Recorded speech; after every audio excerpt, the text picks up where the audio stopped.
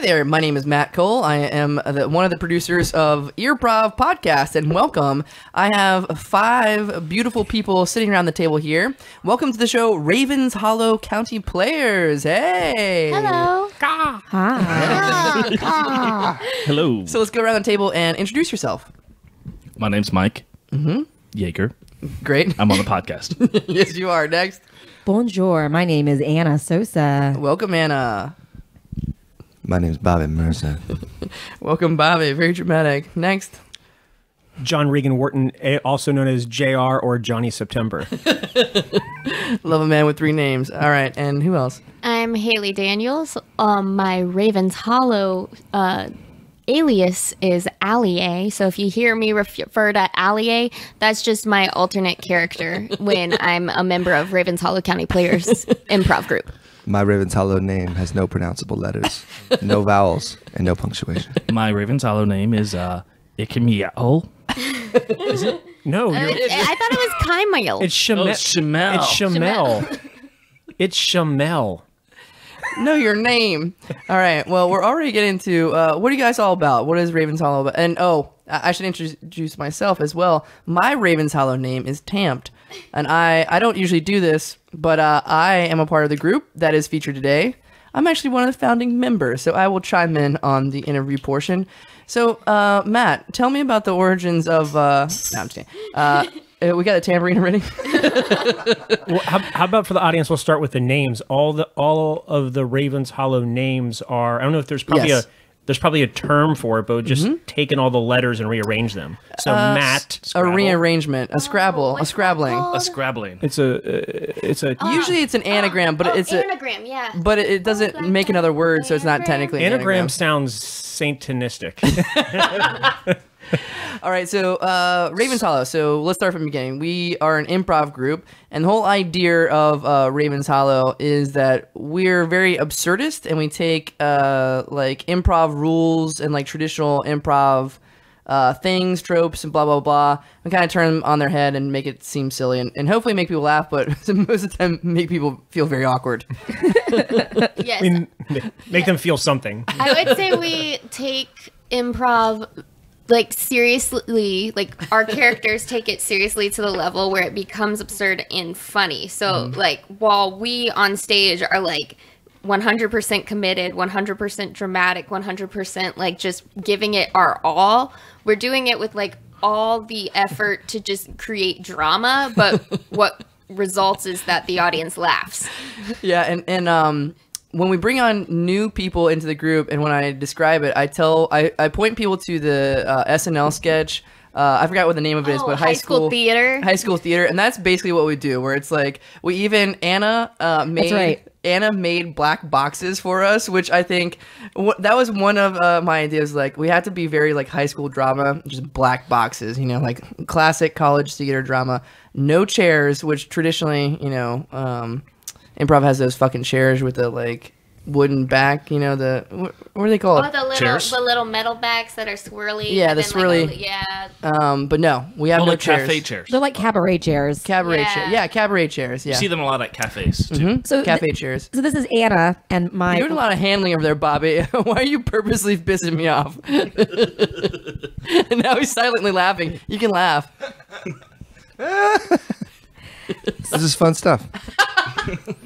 All right. So this is Anna, and my name for Ravens Hollow is Nan because everyone partakes of the bread here. Excellent. All right. So did we start with the Nantucket County Players? Yeah. Oh, okay. All right. Yeah. So we did this for Cozy Pure. Cozy Pure was part of the origin. Oh, yes. So let's see. We had what was that? Was that Sketchmageddon? That was Yes. Sketchmageddon, yes. So we have Sketchmageddon at the Push County Theater in Norfolk, where we have 3 teams put up a brief sketch show. It was like 15 minutes or sometimes like 20, 25.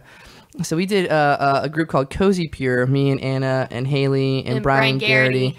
And we just wanted to do weird shit, and the idea was to be really weird and crazy, We did absurdist. 16 sketches in 15 minutes. Which used to be the record, but then some assholes did like 45 in 15 minutes. Whatever. And one of the sketches was What was it? Target Girl competes with the Nantucket County players over like best performance or something. We basically had multiple sketch comedy competitions within more sketch comedy competitions. So my first time ever working with you was responding to a Facebook message you put in the push group saying you needed like 12 people ASAP, and I was like, oh my gosh, I'll quit my job. What is this? you know, like. And what did you do for that show? So I remember exactly, like I asked you a serious, so this is my introduction to Matt Cole. Like I asked him a serious question. I'll never forget this. And this has given me confidence with the rest of my improv. I was like, what should I bring? And you looked at me. Do you remember? I remember what you said. And you looked at me and you're like, do you have a fireman costume? And I was like, no. And you're like, dress as a fireman, but bring like a charcoal grill. And so like, I like took all that information in and I was like, he doesn't really care. Like he just wants me to like come and so I wore a Santa Claus costume and I went to the I never told you about some of the effort. So I went and I bought like a small watermelon and some sunflowers, and I showed up at your place, and then like you just gave me some job like inside the Sketchmageddon. Do you remember what the job was? Because I remember what the job was. Well, oh, you wrote on a piece of paper before I left. Yes. That buy a hot dog and throw it at me, and you're like, if you don't do it, I'll never work with you again. So I got nervous, so I bought one at 7-Eleven and snuck it in, and then I bought another one there. The Push Comedy Theater has a wiener hole, and as a wiener hole worker, I can tell you sneaking in a 7-Eleven hot dog into the Push Comedy Theater is definitely not up to code. I ripped it in half and put it in my pocket. Did you not know that the Push sold hot dogs? Yeah, but I was super committed, and so like I thought to myself, this is if you're going to want to work with John Wharton. I thought to myself, what if I get there and there's some crazy fucking thing where Brad McMurrin or Alba has a pusher meltdown and doesn't have hot dogs that night, and I was like, I need to have hot dogs.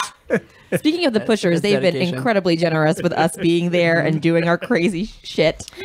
Yeah, they don't like us throwing food, and you basically said we get away with it once. But. Yeah. And actually, one of the pushers, so pushers are the founders of the theater in Norfolk Push. Adam, he was vehemently against the Ravens Hollow County players because he thought we were kind of like more like making fun of improv and like tearing down some of the stuff. But we've talked about this before where it's kind of the opposite, where like you have to kind of have some of the improv skills. Like you got to know the rules to break them, sort of thing. I remember I had a writing teacher that said, hey, you have to know the rules to break them. So like you can't, so if you want to not use punctuation or so John Regan Wharton will repeat your sentences. I once had a pet dog that told me you have to know the rules to bark them. Sometimes when my dog goes poop on the beach, I just scoop sand over it, pretend I'm picking it up, and walk away. Oh, I have pretended with my mom to pick up poop several times. There's 2 footprints on the glass on the sand. Let's see. So what have we done as far as performances? So we've performed in Improvageddon, which is kind of like Sketchmageddon I talked about earlier at the Push. 3 Improvageddons in a row. 3 Improvageddons. And how many of those did we win? 2. It was a competition. 1. One? Oh, yeah, 1, because the first time the middle one. The first time which was about a we year lost, ago. but we just came back the next month anyway. Yep. And that's when we won.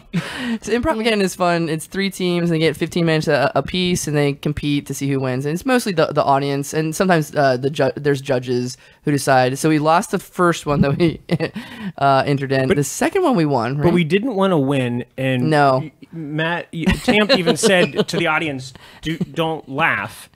And so for some folks, it was... There will be no laughing. Yeah, some people thought it was awkward, though I think we all agreed it's the most confident I felt on stage because I was letting go of some of those rules like don't interrupt and make sure you understand your character. And so I just, when you just go for it, there's some natural chemistry that happens.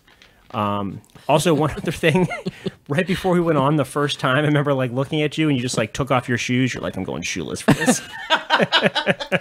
So also one of the great things about Ravens Hollow is that we're already in character before we start the performance as well. Yeah. That's a huge component, which really throws everybody off their game, but it really amps us up for just about anything that could possibly happen. And I want to talk more about this, like pre-show and stuff.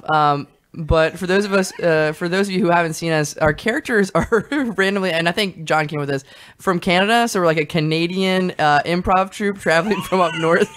And we're like really weird and pretentious people. And yeah, so we're in character before the show. And we've had a few pre-show like stunts or things to like try to get people involved. Yeah, so I got fake married to John Regan Wharton over here, and I am still concerned that like one day I'll actually go to get married and like someone will like stop the wedding and be like, "This was technically a legal wedding. There were enough witnesses." And you held a bunny up like Simba above the crowd. And that was just our third performance, I believe. Yeah, I couldn't remember what was my wedding for. Like, so you finally left the other group that you were in that competed against us. Rabbit's Hollow. It definitely wasn't for love. And there was a unicyclist there. There was a protester, which he was kind of a fake protester, but that was Brian Garrity. Yeah. He dressed all in like American clothes, like a bald eagle shirt, and held up a sign. And that awful wig. He had like what's that thing called? A mullet. Mullet wig? Yeah. He social media bullied me for a long time, where I started to feel a little bit uncomfortable. And Brian Garrity is one of our good friends. He does stand-up and improv. He's another co-producer of the Sexperts podcast, which is the other Push Comedy Theater-based podcast run by Matt Cole. Probably the second best podcast. I don't know. All right. Well, cool. It seems like there's so much to talk about with Ravens Hall. It's one of, like John was saying, it's like really fun form. It's fun to be in character, doing improv and not just improv as yourself. And it's weird. And we can basically do whatever we want. What freedom we have here in America. Bobby has 1,000-yard stare right now, just staring at me. What do you want to say, you weirdo? You can learn a lot from Ravens Hollow. Well, it's sort of a joke, but one of the funny things about it is that it goes to show, and Haley was talking about it too, if you just come out and make a choice, a bold choice, and you're committed, you don't even have to have anything. Like, you don't have to have a premise or a game you're playing. The audience just delights in the fact that you are taking this 100% seriously. And they're just, even if they're questioning what's going on, they sort of just, they go with it. Yeah. So it actually, I to be real, if you believe I'm actually real,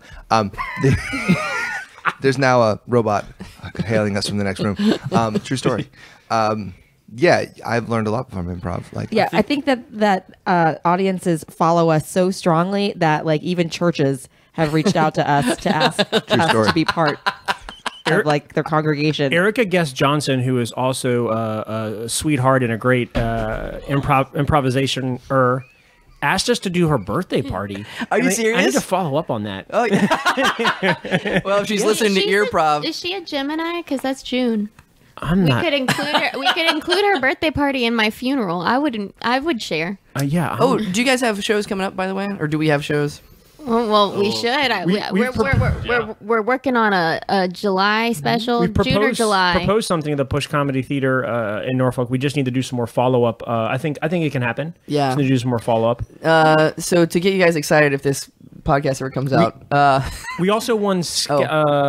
Sketchmageddon. We also won Sketchmageddon, and we won. Live toasted that piece of bread.